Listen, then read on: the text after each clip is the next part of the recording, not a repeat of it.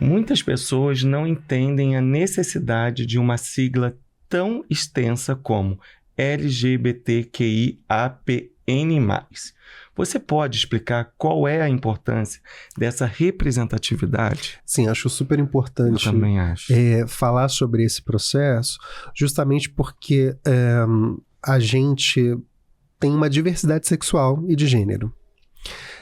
Essa diversidade sexual de gênero, ela precisa passar por um processo de representatividade justamente porque a gente se valida a partir daquilo que a gente vê no Porque outro. somos seres sociais. Exato, perfeitos. Como seres sociais, a gente precisa Exatamente. ver no outro para poder criar um processo de validação. Por isso que eu falo que qual é o nosso maior desafio? Desconstruir discursos de ódio, porque a gente reproduz discursos de auto-ódio a partir dos discursos de ódio que a gente ouve. Exatamente. Né? Então, a representatividade é importante para poder entender que a sexualidade ela é diversa. E aí, as pessoas que implicam muito com a questão da sigla, por exemplo, não entendem que a representatividade é importante para que as pessoas possam ter uma autoaceitação.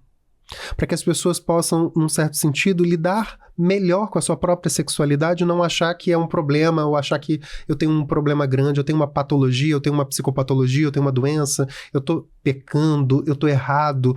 Então, é muito importante para que a gente crie processos de cuidado de si, de aceitação nesse sentido, e as pessoas que geralmente implicam é porque elas já estão com a sua identidade ou a sua sexualidade bem representada. Ou desconhecem também, né? No sentido de quando você vai ver, estudar, aí você entende, porque cada letrinha, né? Exatamente. Para cada representatividade, até porque assim, você falou, quando somos seres sociais, e você conviver com o que é diferente não te invalida, pelo contrário, talvez até reforce. Não, eu entendo o meu amigo ali, mas eu sou assim. Uhum. Ok, vou respeitar mais a mim. Uhum. E mais a ele. Sim, e aí eu super concordo com você, mas é isso, eu tenho a minha validada, então essa questão de que não dá para o outro chegar, eu não preciso disso, para que essa necessidade? E aí eu acho que essa é a questão, é poder considerar o outro, é o que a gente estava falando, né? Essa questão de poder considerar a diferença, e aí é muito importante que a gente entenda, essa colocação é maravilhosa nesse sentido, de que a diferença não precisa ser lida a partir do lugar da ameaça.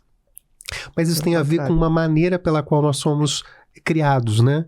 A gente foi criado a partir da ideia de que proteção tem a ver com ameaça. Uhum. Olha, menino, escova o seu dente, porque senão o velho do saco vai vir te buscar. Uhum. A gente foi criado e articulou a ideia de proteção e ameaça ao mesmo tempo. Exatamente. Então a gente precisa identificar um inimigo para poder tentar se proteger e precisa fazer alguma coisa para ele não chegar perto da gente. Então, como se o mal tivesse nos outros. Né? Exatamente. Então tem uma questão muito curiosa.